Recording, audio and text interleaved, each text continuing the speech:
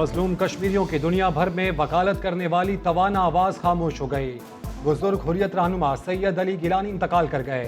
सैयद अली गिलानी तवील अरसे से अलील थे। मकबूजा कश्मीर पर काबिज भारतीय सरकार ने एक अरसे से उन्हें नजरबंद कर रखा था।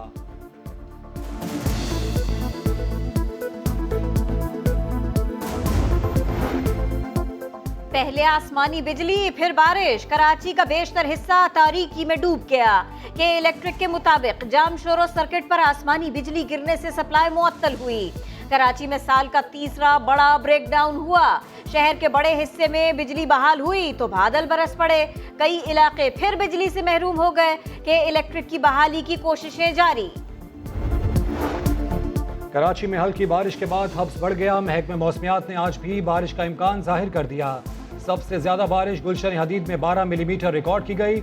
फैसल बेस, यूनिवर्सिटी रोड और DHA में 2 मिलीमीटर बरसात रिकॉर्ड। गुलजार हिजरी, शारा फैसल, IH चंडीगढ़ रोड समेत कई इलाकों में बादल बरसे।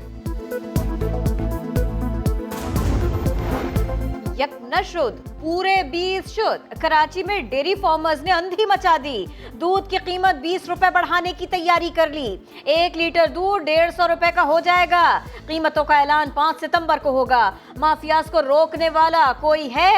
रिलीफ देने वाला कोई है? अवाम का सवाल, मगर कहीं से नहीं आ रहा जवाब। ग्रेटर इकबाल पार्क में टिकटॉकर से दस्तदराजी का केस। मुतासरा खातून ने मजिस्ट्रेट की मौजूदगी में 6 मुल्जिमान को शनाख्त कर लिया। जेल के बाहर गिरफ्तार मुल्जिमान के रिश्तेदारों का एहतजाज। लाहौर हाई कोर्ट ने टिकटॉकर के खिलाफ दरख्वास्त नाकाबिले समात करार देकर खारिज कर दी।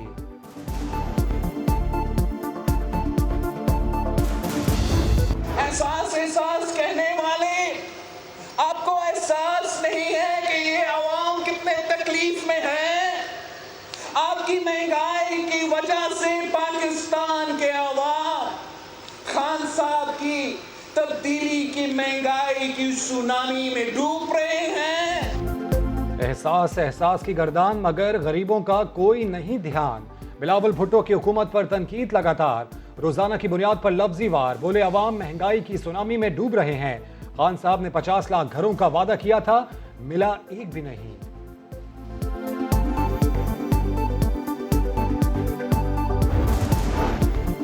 मजदूरों की बात करते हैं, मगर कोई एहतजाज के लिए सामने आ जाए तो नजरअंदाज करते हैं। घोट की म्यूनिसिपल कमेटी के मुलाजिमीन ने तनख्वाहों की अदम अदायगी के खिलाफ बिलावल की गाड़ी के सामने एहतजाज किया।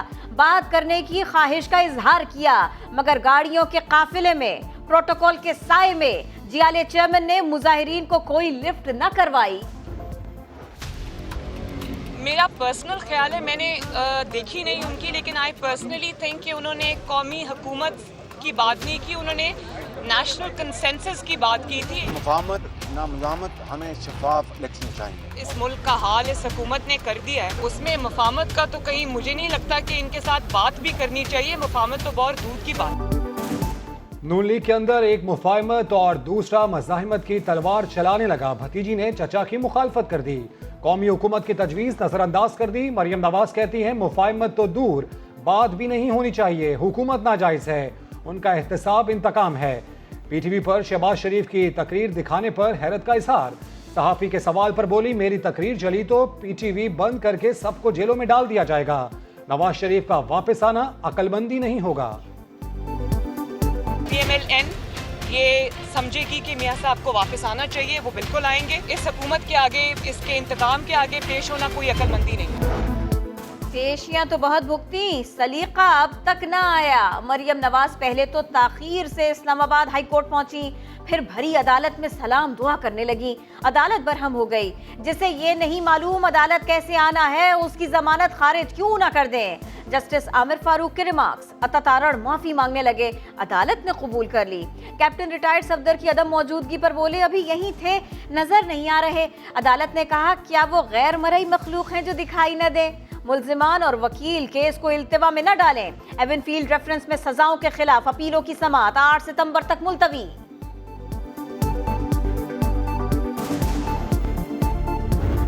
अपने केसेस को डिले करना चाहते हैं, इल्तवा के पीछे जो है वो छुपना चाहते हैं, ये एहतसाब के अमल को इंतकाम के तौर के ऊपर पेश करना शुरू कर देते हैं। नवाज शरीफ की तो सजाएं बहाल हो चुकी, उनको तो ये अदालतें वापस बुलाती नहीं, वो वापस नहीं आए, वहां पर कॉफी पी रहे हैं, वहां बैठ के मुल्की इदारों के खिलाफ बातें कर रहे हैं।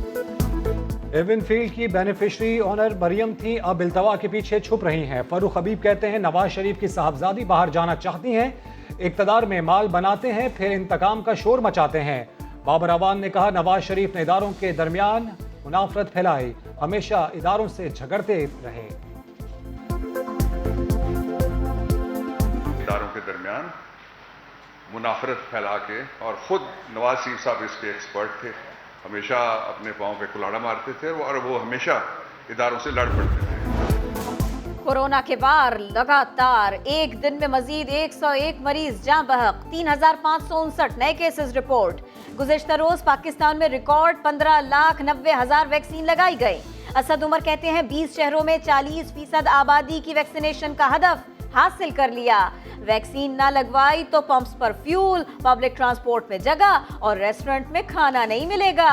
लाहौर के कुछ पेट्रोल पंप्स पर अमल दरामद, कुछ पर सिर्फ खाना पूरी जारी।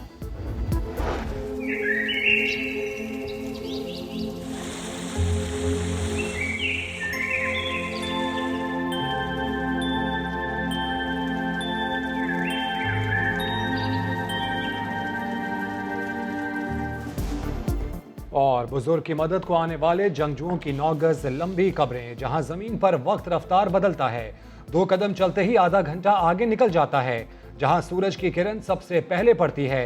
यहीं से 1991 में म्यारी वक्त शुरू हुआ। कौन सा अनोखा मकाम है ये, अनदेखा पाकिस्तान में दिखाएंगे।